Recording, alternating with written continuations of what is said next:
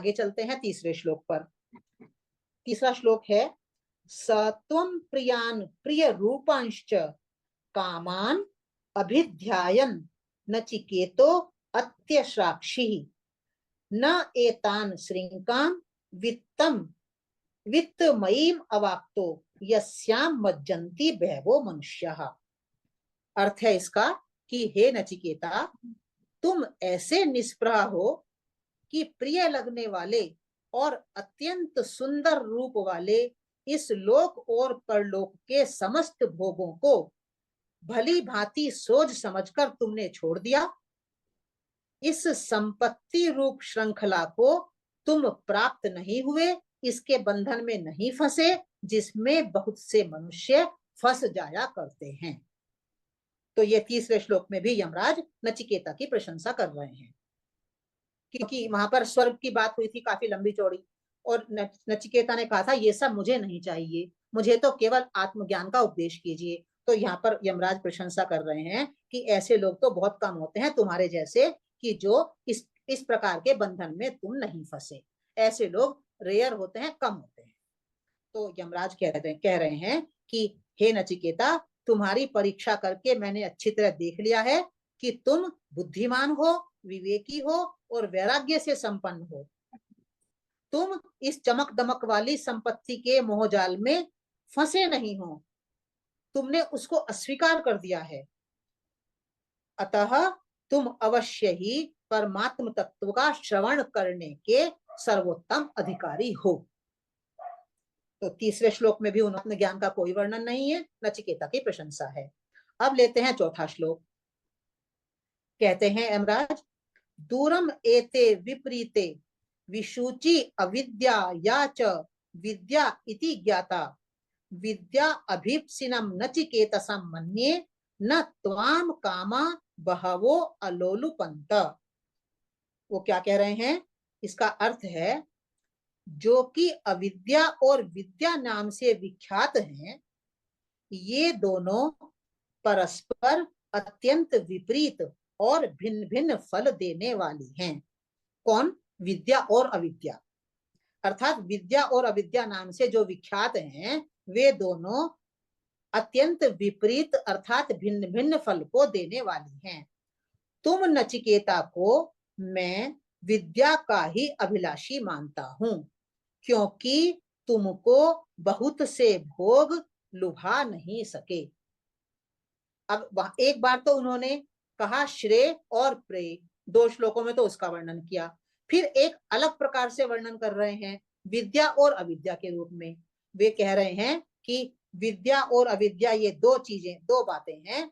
तुम नचिकेता को मैं विद्या का ही अभिलाषी मानता हूं, या तुम इतने शुद्ध और श्रेष्ठ मन वाले हो कि तुम विद्या की तरफ ही आकर्षित हुए हो, तुम श्रेय की ओर ही आकर्षित हुए हो, ऐसा नचिकेता को यमराज कह रहे हैं।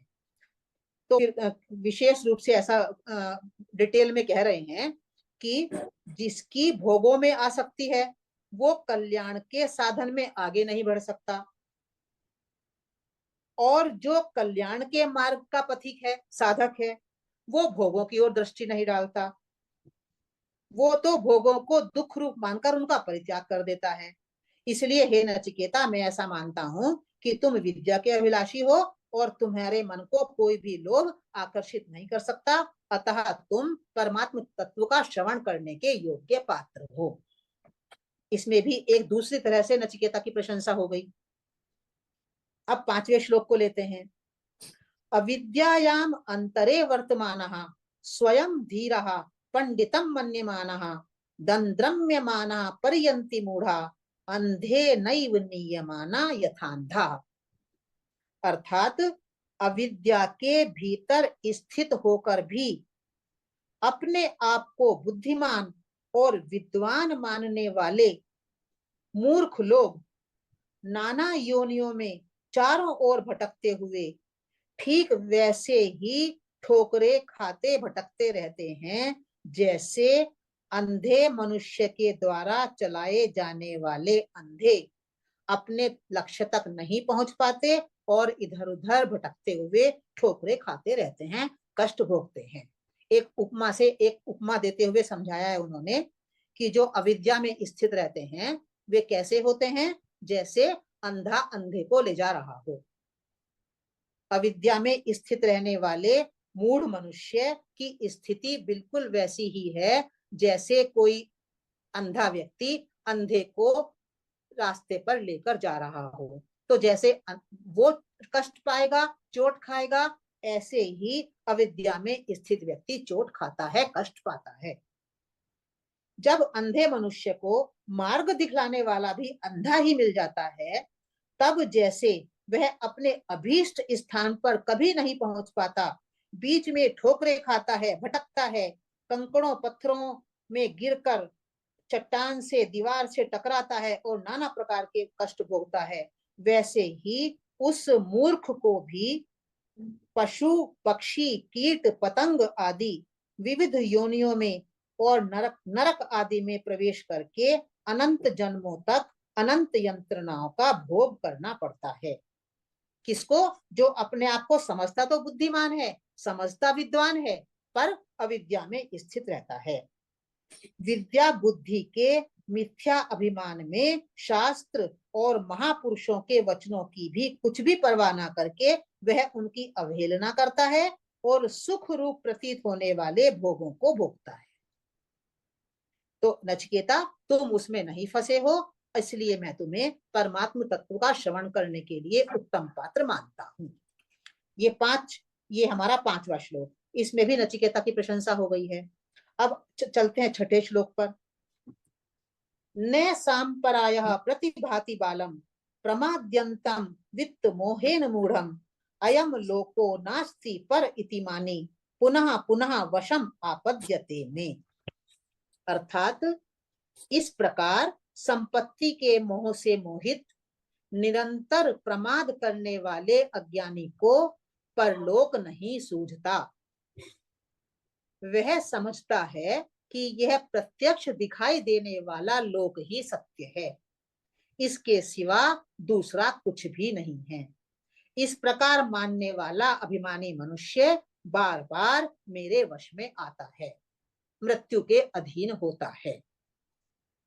तो एक फिर उसी बात को फिर दूसरी प्रकार से उन्होंने कहा कि कौन होता है ऐसा बार बार मोहित, कौन होता है मृत्यु के अधीन, कौन होता है जो संपत्ति के मोह से मोहित होता है, जो प्रमाद करता है, जो अज्ञानी होता है, जिसको परलोक की कोई पता नहीं होती, जो सोचता है कि यही लोक सब कुछ है।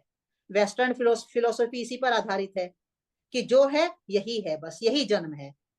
इसीलिए उनके यहाँ जो ज्ञान की बातें बनी वो इसी आधार पर बनी कि जो कुछ है बस यही जीवन है, ये जीवन समाप्त तो सब कुछ समाप्त। तो वे आगे का विचार ही नहीं करते कि यही जीवन सब कुछ नहीं है, जो इस जीवन में हम अर्जित करेंगे वो हमारे साथ आगे जाएगा, वो हमारी संपत्ति बनेगा आगे के लिए, आगे फिर जो अर्जित करेंगे वो फिर हमारी संपत्ति बनेगा आगे के लिए। अच्छा अर्जित करेंगे तो अच्छी संपत्ति लेकर जाएंगे, अगर केवल भोगों में ही रचे पचे रहेंगे तो इसी संपत्ति को लेकर अगले जन्म में प्रवेश करेंगे। तो इस 6ठे श्लोक में फिर वही उसी बात को बार बार अलग अलग तरह से बता रहे हैं। नचिकेता, तुम इस प्रकार के नहीं हो, मैंने तुम्हारी चेकिंग कर ली है। अब 7वां श्लोक, 7वें श्लोक में फिर अलग तरह से इसी बातों को कह रहे हैं यमराज। वो कहते हैं श्रवणायापि बहुभी यो न लभ्यः शृण्वन्तोऽपि बहवो यम न विद्युः आश्चर्यो वक्ता कुशलोस्य लब्धा आश्चर्यो ज्ञाता कुशलानुशिष्टः। कहते हैं यमराज, जो आत्म तत्व बहुतों को तो सुनने के लिए भी नहीं मिलता,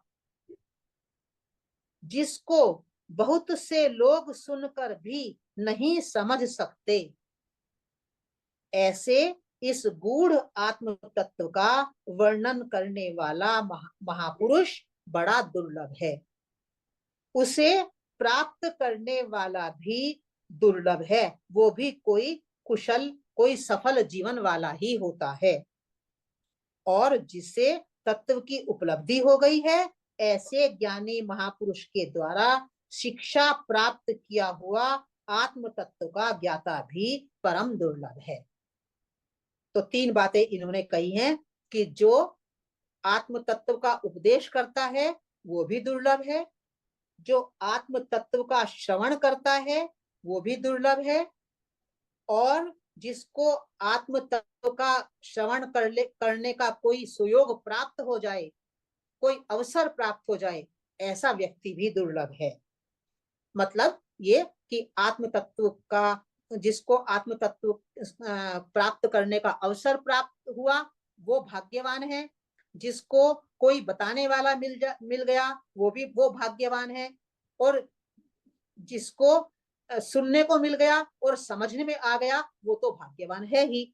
तो नचिकेता, तुम्हारे अंदर सारी विशेषताएं विद्यमान हैं, इसलिए तुम इस आत्म तत्व को श्रवण करने के अधिकारी हो। यहाँ पर इस आत्म तत्व की दुर्लभता की ओर थोड़ा संकेत किया है यमराज ने। अब चलते हैं आगे 8वें श्लोक में।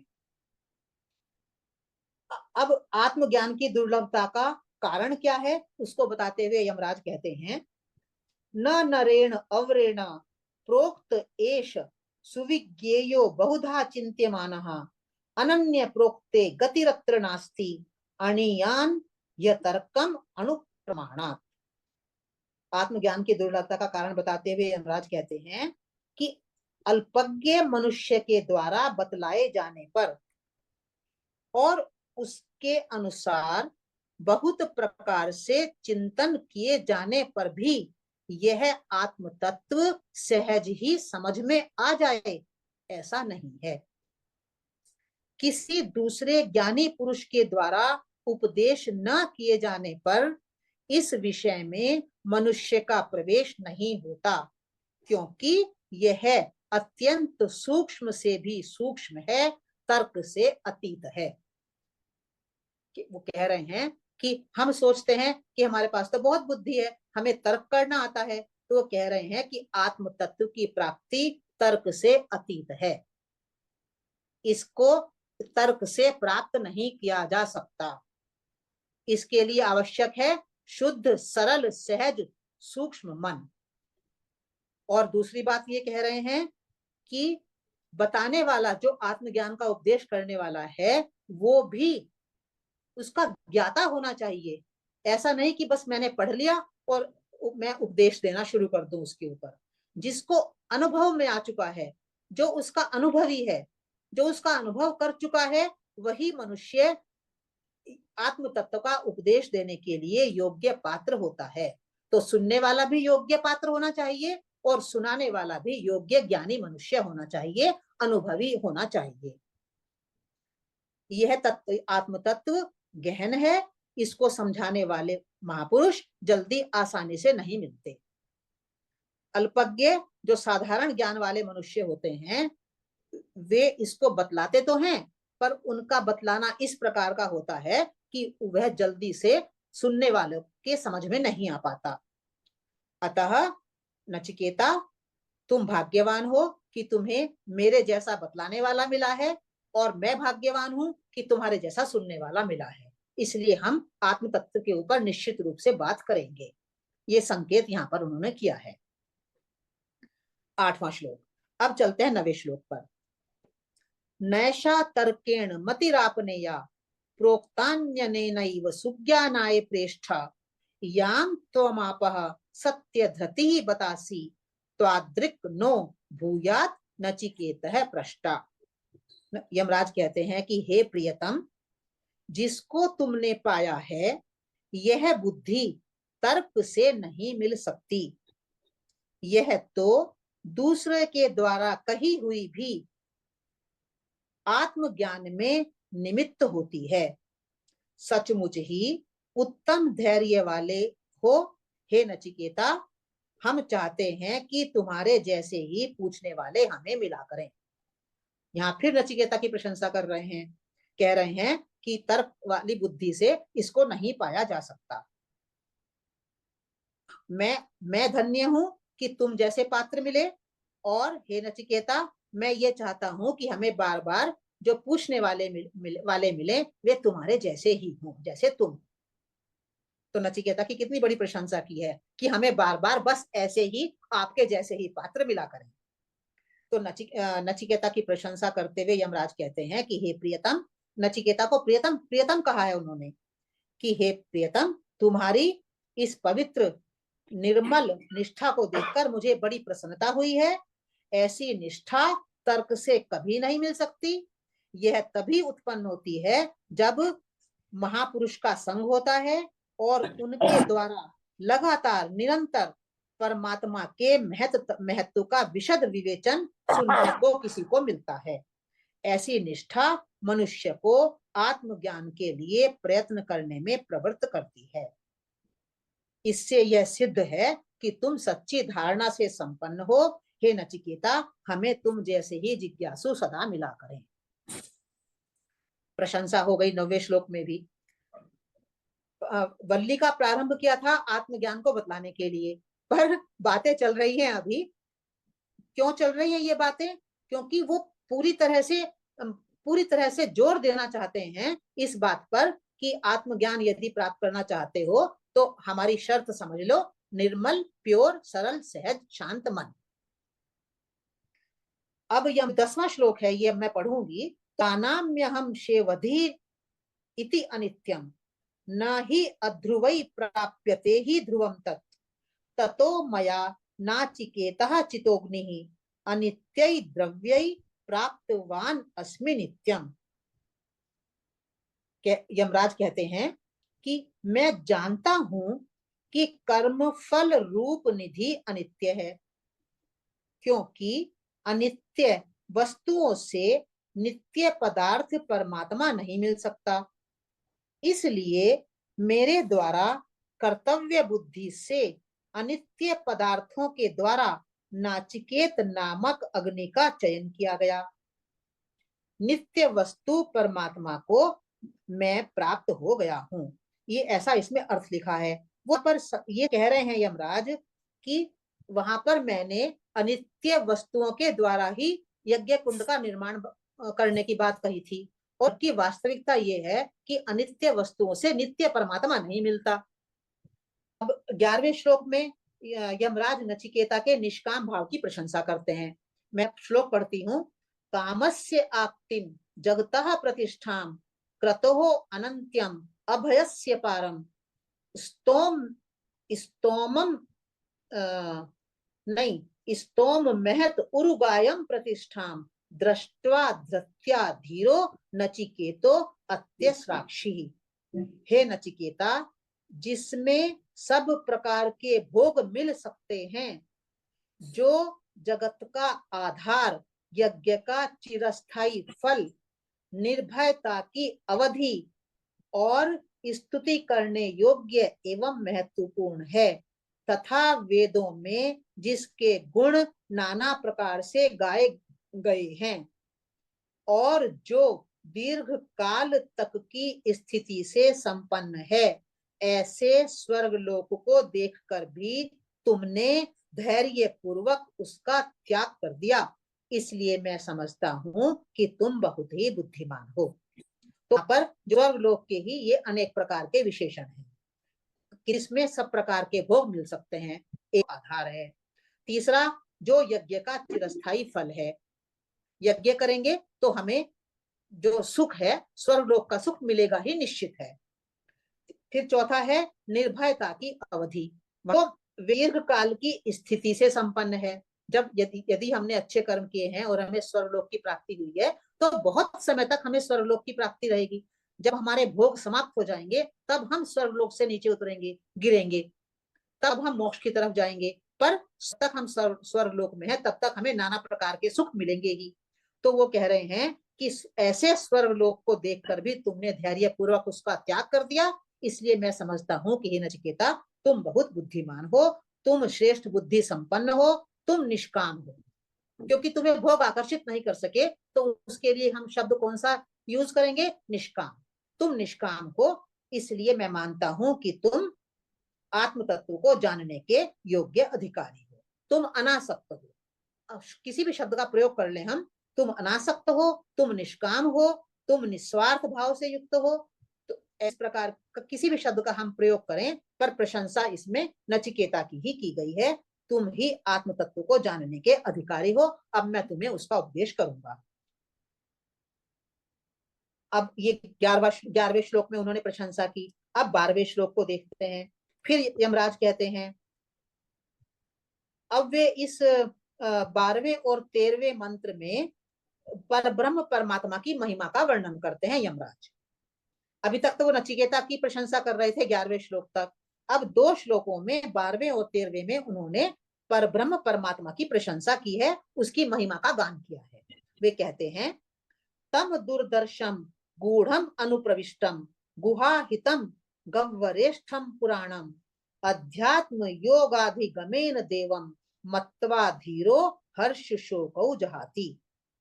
अर्थात जो योग माया के पर्दे में छिपा हुआ, सर्वव्यापी, सबके हृदय रूप गुफा में स्थित, अतएव संसार रूपी गहन वन में रहने वाला सनातन है, ऐसे उस कठिनता से देखे जाने वाले परमात्म देव को शुद्ध बुद्धि युक्त साधक अध्यात्म योग की प्राप्ति के द्वारा समझकर हर्ष और शोक को त्याग देता है।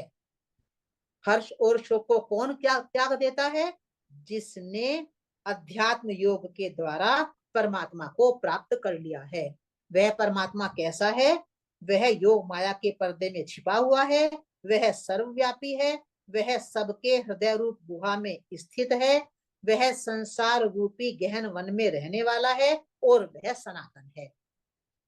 ऐसे परमात्मा को जिसको देखना बहुत कठिन है, उसको जो बुद्धि युक्त साधक अध्यात्म योग के द्वारा समझ लेता है, वह हर्ष और शोक को त्याग देता है। तो परमात्मा ज्ञान की महिमा क्या हुई?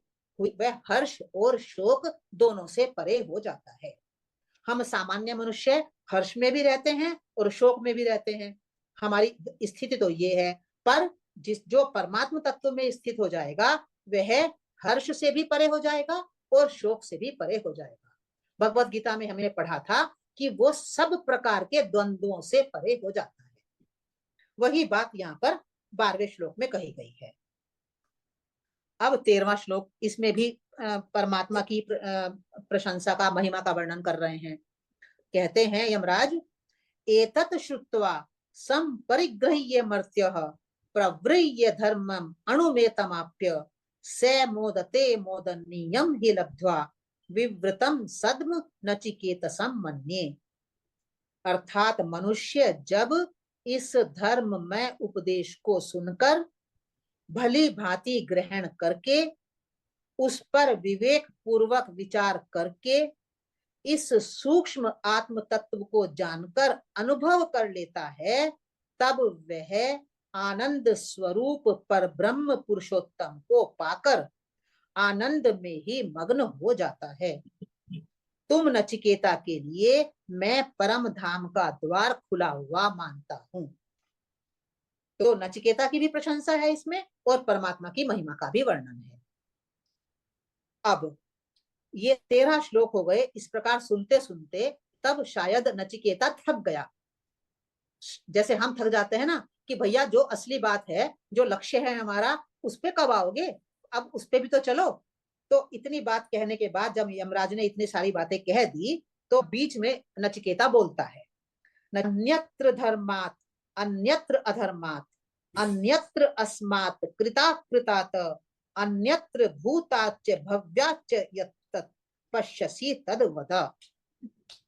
नचिकेता कहता है कि जिस उस परमेश्वर को धर्म से अतीत, अधर्म से भी अतीत तथा इस कार्य और कारण रूप संपूर्ण जगत से भी अतीत और भूत वर्तमान और भविष्य से भी अतीत कहते हैं, उसे तो बतलाइए। देखिए नचिकेता ने बीच में ही बोला, यमराज बराबर उसको बताए जा रहे थे कुछ ना कुछ कुछ ना कुछ, तो यमराज को नचिकेता को बोलना पड़ा कि हे प्रभु, आप मुझे उस परमेश्वर के विषय में कुछ तो कहिए। किसके विषय में? जो धर्म से भी अतीत है, अधर्म से भी अतीत है, जो कार्य कारण रूप कारण से भी अतीत है, जो भूत से भी अतीत, भविष्य से भी अतीत, वर्तमान से भी अतीत है, अब उसे बतलाइए। अब मेरी प्रशंसा भी करना छोड़िए, अब सब कुछ छोड़िए, और अब मुझे उस परमात्मा के विषय में, उस आत्मविद्या के विषय में, उस आत्मज्ञान के विषय में बताइए। ये बहुत एक तरह से बड़ी हिम्मत की बात है। बोल रहा हो और बीच में कहना कि बस बहुत हो चुका, आप बताइए, ये कोई बहुत सरल बात नहीं है, बहुत हिम्मत चाहिए उसके लिए। वो नचिकेता ने हिम्मत की है, और वो हिम्मत कौन कर सकता है? जो सरल शुद्ध पवित्र मन वाला होता है, वही ऐसी हिम्मत कर सकता है। अब 15वें श्लोक में आते हैं हम। अब जब नचिकेता ने इस प्रकार कहा कि आप मुझे उस ब्रह्म तत्व के विषय में कहिए, तब यमराज उस उपदेश का प्रारंभ करते हैं। वे कहते हैं, सर्वे वेदा यत पदम आमनन्ति तपांसि सर्वाणि च यद वदन्ति यद इच्छन्तो ब्रह्मचर्यम चरन्ति तत्ते पदम संग्रहेण ब्रवीमि ओम इति एतत्। क्या कह रहे हैं वो? संपूर्ण वेद जिस परम पद का बारंबार प्रतिपादन करते हैं, और संपूर्ण तप जिस पद का लक्ष्य कराते हैं, अर्थात तप जिस परम पद को प्राप्त करने के साधन हैं, जिसको चाहने वाले साधक गण ब्रह्मचर्य का पालन करते हैं, वह पद हे नचिकेता अब मैं तुम्हें संक्षेप में बतलाता हूं। ओम ऐसा यह एक अक्षर है। ये अक्षर क्या है? ऐसा यह परम पद है, ऐसा ये परमात्मा का नाम है, ऐसा यह परम पद का नाम है ओम। वो परम पद कैसा है? जिसका वेद बारंबार प्रतिपादन करते हैं, इसके लिए व्यक्ति तप करता है, ब्रह्मचर्य का पालन करता है, उस परम पद की प्राप्ति का अब मैं तेरे सामने वर्णन करूंगा।